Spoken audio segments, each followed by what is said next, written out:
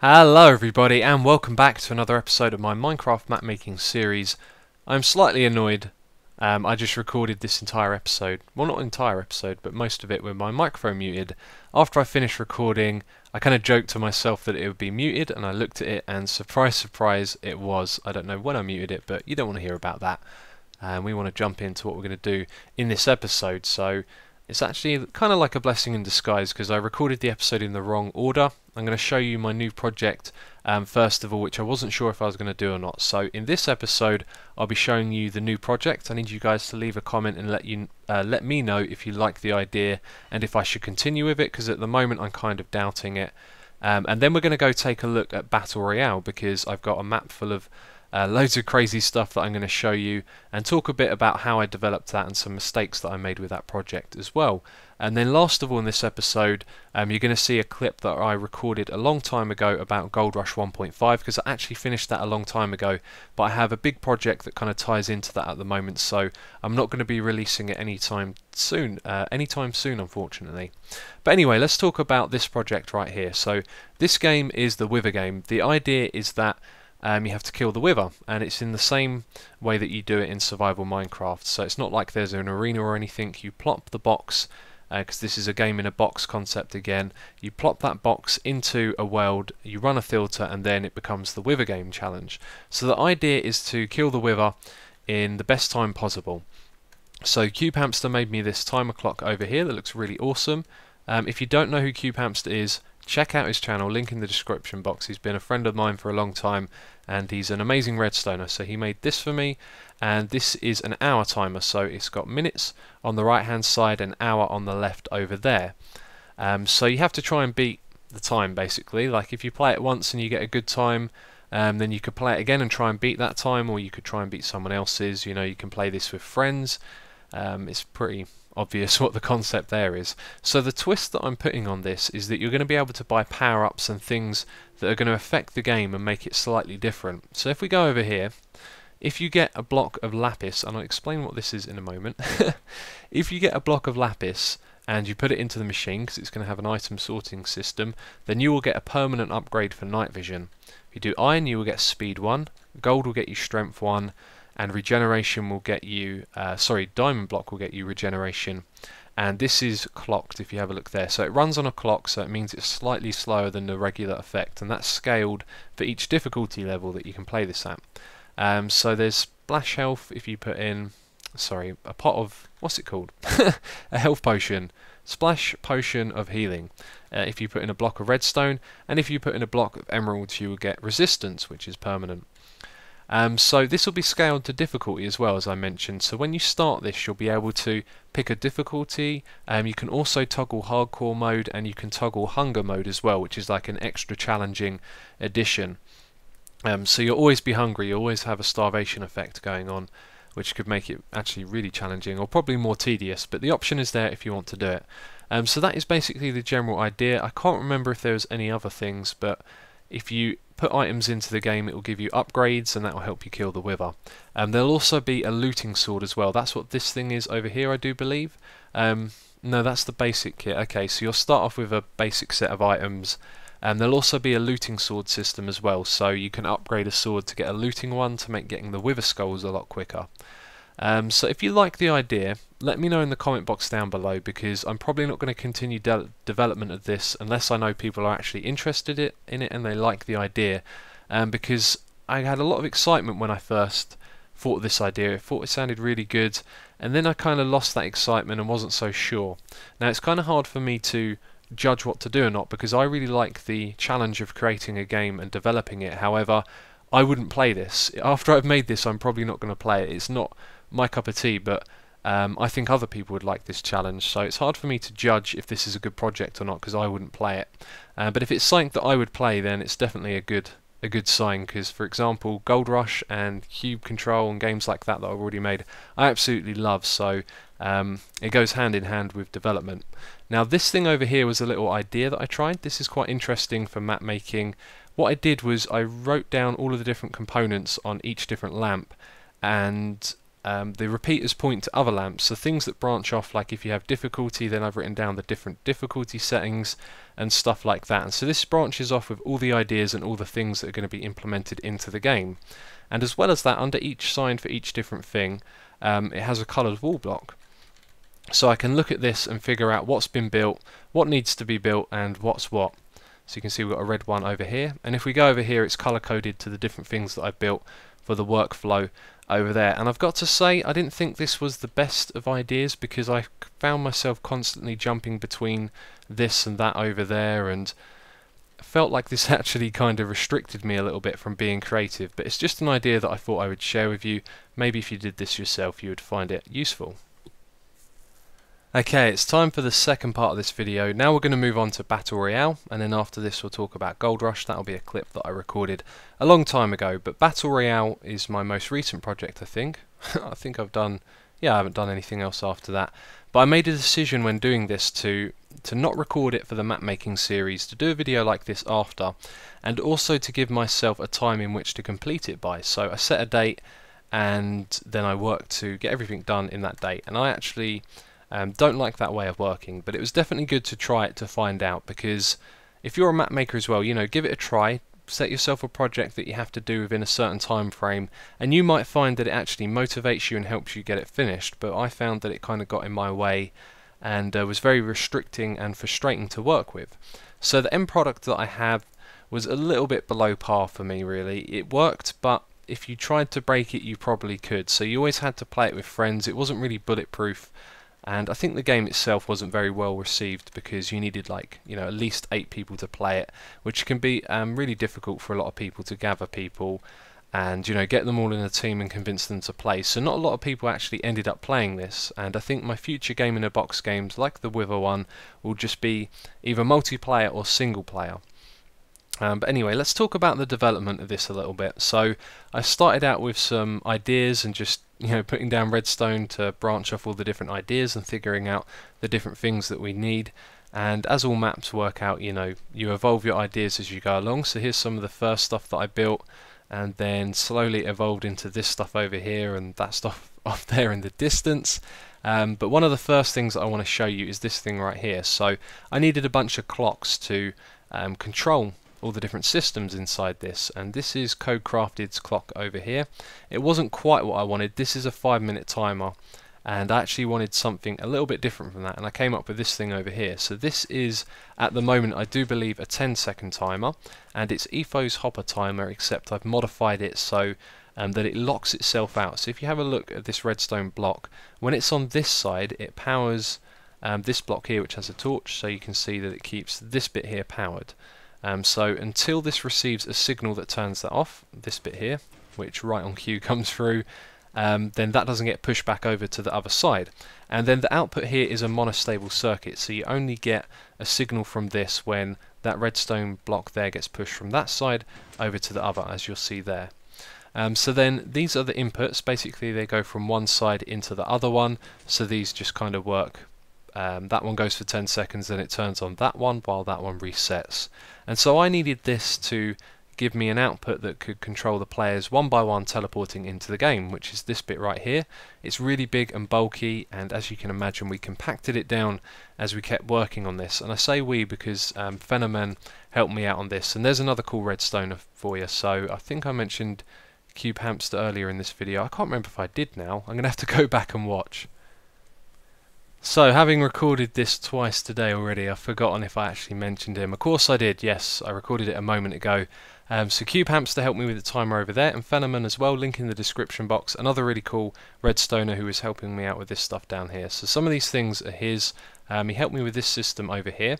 So what this is actually a compacted version of this. We worked on this together, I showed him my design, and we came up with this using the one-tick pulse. So the output goes into, as I said, a one-tick pulse, and then it activates the one on the other side. So it really simplified what we had going on over there. And then Fennoman came up with this RS NOR latch array right here, so I could actually turn this on for you, I think. Okay, so it powers that bit, and then I think you just need a sticky piston here. Okay, so let's watch this. Okay, so it pulls it down, and then next time I think it's going to get a signal as well. Actually, I know what's wrong with it. It needs a piece of redstone there as well. Okay, there you go. So now this has received a signal, and it's only going to fire off the once because this block is now in the air, and then it happens to the second one, and then it will happen to the third one. So that's an RS NOR latch array. But we ended up going with a different design because I came up with the container timer. So I've done a video on this recently. I'll put a link on the screen and all of that if you want to go check it out and hear about it in more detail. But basically what we use is a container and filling it up with items and using a comparator to get a signal out of that. We use that as a sequential timer. So rather than having an RS NOR latch array on a clock like that, we have a small clock that slowly fills up a container and sets off all the outputs one by one. Yeah, so there's some of the evolution of the design already, and this thing right here is basically the final design. So we're going to go through each segment one by one, and the first one is actually really unnecessary.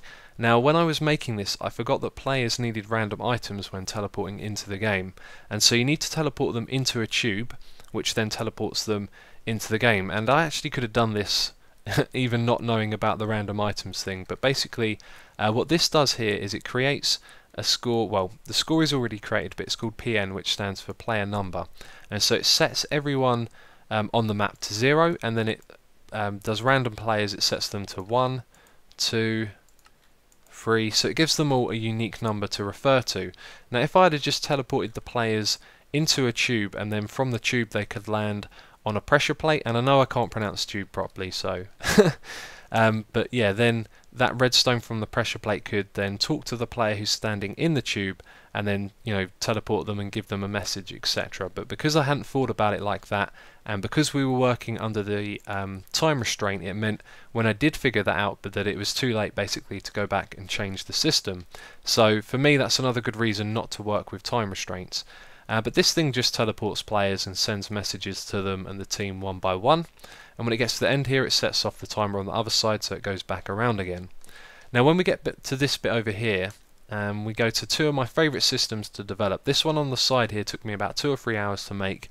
It was a lot of fun, and basically what it is there's a clock that needs to be activated at a certain time, and then when the next clock gets activated, the one before it needs to be turned off. So you can see how this happens.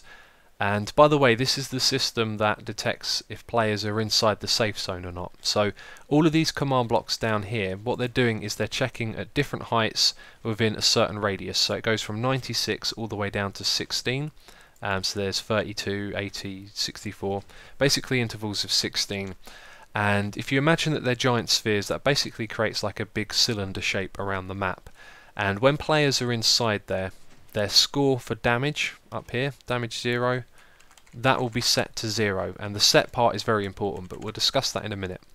So this thing right here has the container timer again, and what it does is it sets off the clock, so it's really simple to understand. The torch turns off, the clock for the damage system turns on, the safety radius, and by the way, this is activated after all of the players have been teleported into the arena and the game has begun. And so then after a certain amount of time, the next bit gets powered. It gives you a message saying how long to the next border shrink, and then when this one gets powered, it turns on this clock, but it also turns off the one in front of it, and it does that by powering this command block over here, which powers that repeater right there, and then powers the redstone underneath it. So then all of this right here, which was on a clock, is no longer working. And that took me quite a long time to build, you know. I had to compact it a lot, was the main thing. You can see here the end product is really nice and compact, which is pretty cool. So one by one, those safety radius things will be set off, going around in a circle, all the way over to this side over here, until it goes down to the radius of 50 around the central point of the map. And yeah, so you remember I said it sets the damage to 0. That's very important because over here we have the damage system. Now what this does is it tries to add 1 damage to every player. You see here all players in mode 0, so players that are actually playing in the game, it tries to set their damage score, well, it tries to add 1 to it. So if you're inside a safety zone, you're always going to have that reset to 0. So it's very important that it says set and not minus, because if you're outside of the safety zone for a long time, you're going to build up your damage points, and as soon as you go back in, then it sets it to 0. So then what this thing over here does is it sets off a clock based on if there is a player that meets that damage requirement. So over here it's going to test for all players, and if any of them have a damage score of minimum 3 and maximum of 39, then it's going to set off this clock right here, and that has a command block attached to them which will find the same players. So it's going to tell any player, or all of them, but only the ones that meet this requirement, damage minimum 3, maximum 39. It's going to say, warning, you are now in the danger zone. And so as the damage increases, it then starts to do poison damage. That's the message right there. The damage is at the back here, and again it targets players with the right damage score.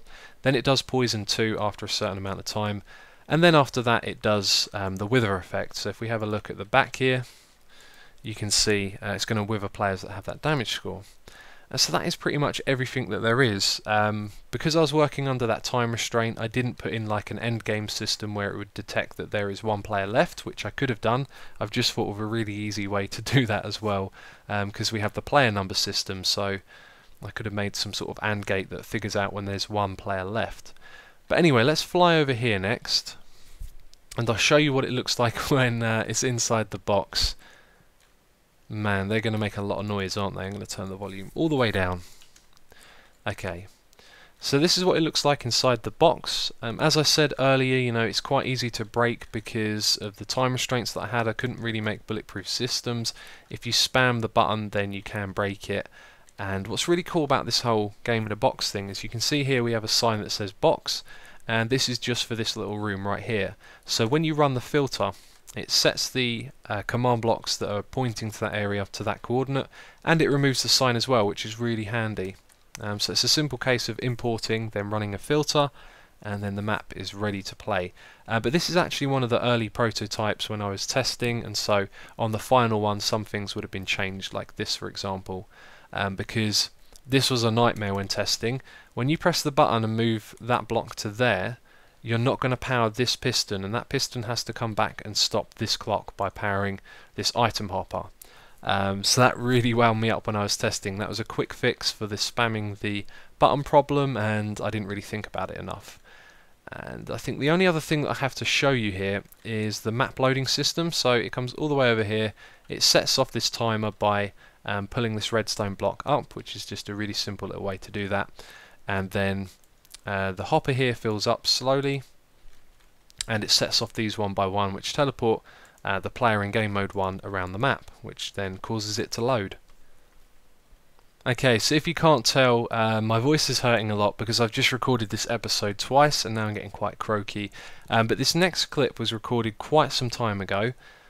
It was recorded when I'd finished developing Gold Rush 1.5, and that's been done and finished with for a while now. What I'm waiting on at the moment is a server project involving that map that I have in the works. Now, I don't like to reveal too much details about big projects just in case they, you know, don't quite make it to their final product, so I'm not going to mention any more about that, but I have a feeling that I talk about it a bit in this video. And as I said, I recorded it, I don't know, about 3 or 4 weeks ago, so yeah, this will be like me introducing the episode because I thought it would be at the beginning of one. But anyway, enjoy. Hello everybody, and welcome back to another episode of my map making series. Today's episode is going to be a little bit different, and it's probably going to be the last one that we do on Gold Rush 1.5 because this thing is pretty much finished. But this series so far has not been what I really wanted it to. I've had some great feedback from you guys that have been watching it, but not as many people watch this series, which is fine. It didn't really turn into something that I hoped it would be when I, you know, was in the stage of thinking about what this series would be like, and I kind of wanted it to be every episode, you know, really kind of throwing information your way and teaching you, you know, tricks and tips and showing you the progress that I'm making, but it hasn't been the case. So I think in the future I want to try and steer it in that direction and make it a lot more informative. Now, my next map is probably going to be Cube Control 2. I've been throwing around some ideas for other ones, but I think after making Gold Rush, you know, to the level that I have, I'm going to be able to do that quite efficiently, I think would be the best way of describing it. So the way that I have done Gold Rush 1.5, as you have seen, I've done a lot of videos on it. I've been really thorough, making sure that everything works and just putting a lot of effort into it. And really, I don't think anyone will realise how much time and effort I've actually put into this map. I've been literally waking up and working on it all day until I went to sleep. and somehow I found the time to make videos in between. But I actually stopped recording my progress since the last episode. I kind of got bored of recording little updates as I went along, and a lot of the stuff that I felt I was doing was kind of boring as well. So I want to just walk you through all the changes that I've made. There's quite a lot of them, and this is basically the final map for the Gold Rush 1.5 release. Now, as well as this, I'm also working on a Gold Rush server. I'm not going to say too much about that because well, everything is kind of set in concrete, but you never know what's going to happen. Like, I can rely on myself to make this map and put it out there for you guys, because I'm working with a team of people, who knows what could happen, and it's the first time I've sort of gone into making, you know, a professional server where yeah, it's going to have a large capacity for lots of people that want to play the game. So I'm not going to say too much about that. I want to show you all the changes that I've made. So first of all, been doing lots of testing with people, and we've changed the set score values to 10 to 50 because no one plays a game for 150 points, so it's kind of ridiculous. Now you can play shorter games, and that makes a lot more sense. As well as this, I've added in 3 arenas. I cannot remember at all if I put this in the last video, so if I did, I apologise, but yeah, we now have 3 separate arenas. We're going to go have a look at those, and I do know that I did because I've done a time lapse of me building one, so yeah, you know about that. I've just basically tidied up this area. Got an extra feature here, teleport everyone who is game mode 2 to spawn. So if ever you just kind of need to reset everything, you can press that button and teleport everyone here. I used that when we had loads of people in the tutorial area, and I was saying come back to the arena, and not everyone was, so I just used the teleport. So I have fully added the tutorial area. That was something I think I've done a little bit of in the previous episode. That will not work because I'm not in game mode 2. If I press this button over here, it's going to take me right into the middle of the tutorial area. So this is all finished, and if we have a look over at the shops here, you will notice that they are slightly different, and that is because I have actually rebuilt the entire shop system and made it more secure and faster as well. That was one thing that I learnt during playtesting, so I'm going to go over that in a moment as well. And I really can't remember how much of this I've shown you, and I think I have shown you this before, so we'll probably head back. But yeah, all of this is finished. It's got instructions at the top, and then when it refers to a particular part of the game, there is a sign below, and you can hit the button and get teleported in there. But let's go back to spawn, and I'll show you the shop system. Okay, so the reason I decided to redo the shops is because people were complaining that they took too long and that some things weren't balanced, and so I decided to completely redo them, which meant ripping out the specific shops in each of these. And if we have a look at the back here, you can see there's this big gap. Well, that's because the shops used to extend out another 2 blocks, and that was because they had repeaters on full delay. So we have 2 on full delay there, we had another 3 on the back here, and this one wasn't there. So that was 5 repeaters on full delay, and I thought the one at the back was actually supposed to be on the minimum delay. Never mind. Okay, so now we just have 3 repeaters, and these have been completely redone. Now, I used a modded client with MBT Edit so that I could change the color of the text in the command block. So if you have a look here, the text is now purple, and this was to make it more apparent because we are using the /tail command, and that appears as grey like this down here. So when you're playing a battle, it doesn't really when you're in the game, it doesn't really stand out as much. So when you go to the shops, it's purple, lets you know to cancel. If you don't have enough XP, you see the nice red there, and then down below it gives you a message in green when you finish casting that. And so I think there might be something of interest around here. These are all green, and then one of them I think says a message to everyone, not just to your teammates. It's definitely not that one. Okay, I think it's this one down here. Yeah, there you go, /say, so that's going to say to everyone, and then orange team, we've got the orange text there, and then cast regeneration. And yeah, that's one thing, where you put your cursor there, the formatting changes after your cursor, but if I add letters like this, you'll see that they are actually still in the same colour. So that was one of the main reasons I wanted to redo the shops, was to make them slightly quicker, add the coloured text. I made them a little more responsive and secure as well. And one of the things that I made a change with, which was really worthwhile, was the enchanting. So you can see this one here no, that's the wrong thing actually. Okay, that one there has a teleport command after a slight delay, and that's because it's going to teleport the players into a secure part of the shop. So to get there, we need to fly down there and hit that button. And you can see there's a few other things here at the lobby as well. The main thing I've been working on is redoing the shops. Now, when you redo a system like the shops, you actually end up just spending so much time, because you're basically rebuilding a system from the ground up. But not only are you doing that, you need to copy and paste each and everything into each area. So I had 3 arenas plus the tutorial to redo the shops in, and when I copied and pasted in MCEdit, there would be signs that didn't have the correct stuff on, or the iron doors would pop off, things like that, and it was very tedious to do.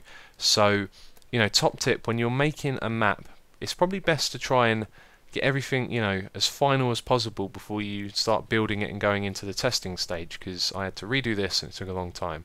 So anyway, the stone swords, the blaze rod, which is another weapon, and the power bow, these are the enchanted weapons. You can see that we have removed the enchanting system. Now, everyone found it confusing. You would walk up and stand on the wall block, and then you'd expect the enchantment, whereas you need to hold the correct item for that enchantment in your hand.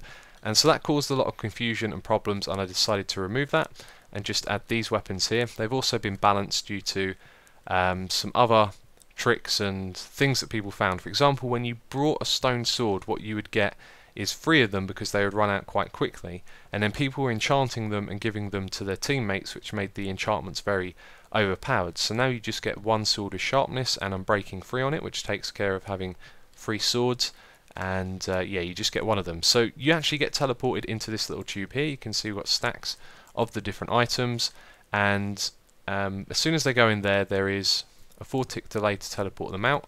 And because this block gets powered, it also powers this, which sends a message to tell them that the stone sword has been purchased. Now, it also targets the player while they're in the tube, which is important, because otherwise they won't get the message, because the previous ones would target the player while they're standing here. So that is the shop system. I've done it all with the syntax that I talked about. That was a little bit of a nightmare, actually. What I was doing was the arena letter, so A for alpha, B for beta, and I have to address something right here that happened in the previous episode. I went for alpha, beta and delta, and a lot of people were saying you missed gamma, and gamma's the 3rd letter. I just picked the words because I liked them. They sound cool. I didn't think gamma sounded as good as delta, so I picked delta instead. So I wasn't trying to be in order, it just, those 3 words were the ones that I wanted to pick. So anyway, yeah, I went like A for alpha, and then S for shop systems, and then orange or B, like that, and then I'd have a shop number, and then I'd also have a TP on the end if it was a shop that needed a teleport. And that was the syntax that I created for myself, and actually it was a little bit confusing. I kept making mistakes in MCEdit when I was copying, pasting, and filling in things and replacing them, and it was just a real nightmare. It took me so much time to rebuild the shops. I think it was worth it, because now we have a secure system, but that's just one of those things. Make your shop the best it can be, or whatever it is you're doing, really try and push it, make sure it's good so that you don't end up rebuilding it. And if you think about it, I've rebuilt this map like for 3 times now. Gold Rush 1, then 1.5, and then I redo the shops. It's just been a nightmare. So this is observer mode, by the way. If you stand on this block here, there are command blocks here that will scan for a player at that location. Again, I use the filters and the syntax on the signs to do this. And there are 2 buttons, so one will take you back to the lobby, and the other one goes to the other side over there. And so we've got the iron doors, and this is nicely positioned, so if you're playing on a server with friends, you can send someone over here in observer mode, and then they can just have a look around and watch the game while other people are playing it, which is really cool. But we need to go back to spawn now, and we need to look at observer mode from over here. So you've seen how we have the 2 flying things in the sky. There are more of those in the other arenas. They're sometimes placed slightly differently depending on the arena layout, and this is it right here. So it's real simple. When you decide to join, and here's another thing I wanted to talk about. I got rid of the Hall of Credits and the minigames. I think the minigames is a silly idea, really. It's just a load of extra hassle to implement to this stuff, and I don't think I'm going to be making too many minigames. I'm going to be focusing on the big maps. And the Hall of Credits as well. I had over 200 people that helped test this map, and I had all of their names listed down, and I had no idea how to convert those names into heads. There was no filter for it, and I thought it's going to take me a long time to add that. And I do want to say thank you to the people that helped me test. But maybe I'll find another way to do that, because it's going to be incredibly tedious to add into the map and consume a lot of time to go through all of those names one by one. So we're just left with observer mode here, and we'll talk about that in a moment. So when a player comes over here and stands on that, they will be test forward, I think. There's not actually... Oh no, there is an input here. Okay, so that will actually teleport them. It's going to teleport them into a tube over here, like we had for the tutorial system. And then all these test forward commands, what they do is they check for a player in that tube, and then they change their team into the observer team. And then another clock here will check for a player who's in the observer team and teleport them into there. So it's very secure, you know, you can only get in and out by changing teams. And the same thing when you leave as well. You get teleported into a tube. The tube checks for observers in that particular one, or sorry, the clock does, and then changes them to the lobby, and then another clock looks for the lobby players in there and teleports them in. So it's really secure. That works ever so well. I was thinking about doing it different ways as well, like perhaps when you stand here, one clock changes you and then another clock on a bigger radius, so if you were to stand there and then move away it'd still catch you, could then change your team and teleport you in, or something like that. I don't know, I didn't give it too much thought. But this is definitely secure because you get moved to a secure location first. So that's how the observer mode works. You got the clocks, not the clocks, the lamps up the top to tell you which arena is active even. So if we go and change one of them over here. Oh, and that's another thing I did. When we stand on this, you'll see that we get a coloured message down there as well, which is really cool. And yeah, it changes it just to indicate and let you know what arena people are playing in. And then, I'm not I'm not sure what else there is to say. We've got the Infinity Cake. This was made by Sefbling. I've done a tutorial on this, you probably saw it.